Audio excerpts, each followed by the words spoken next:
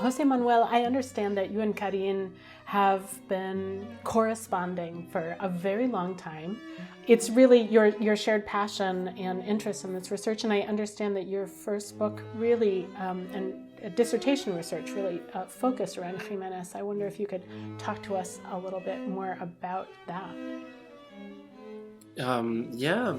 Well, as I fully agree with Karin, it is a generation of composers really that were working at this time that tried to think of themselves as cosmopolitans, and it's a wonderful experience to try to sort of uncover them and rescue them in a way, because it's a forgotten generation of Latin American music really.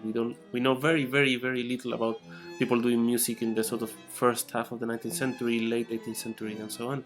The idea to have discovered, the most prolific South American composer of the 19th century, it really opens the doors for a lot of work to be done, and a lot of research too, because this is something that we really don't know much about. Like we have access to this music now, and for the past 15 years, as Jose Manuel noted, but we don't know much about the performance practices of the time, which is something that I am researching about.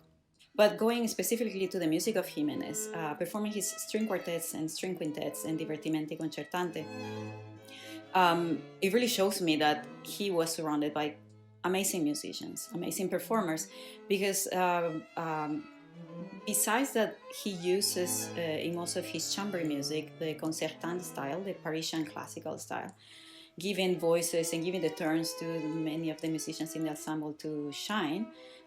He does it in a very virtuosic manner, and so this informs me about the environment in which he composed and he lived. He could have been leading the groups from the cello, for example, because many of the cello solos are quite virtuosic, and in observance to the techniques that we find in the likes of Boccherini, for example.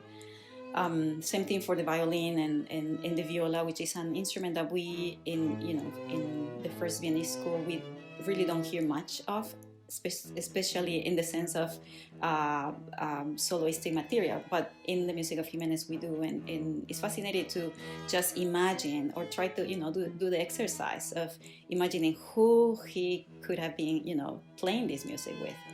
So it's a whole world that we don't know much about, but it's really fascinating to try to find out and research about the circumstances in which this music was performed, was composed and then performed.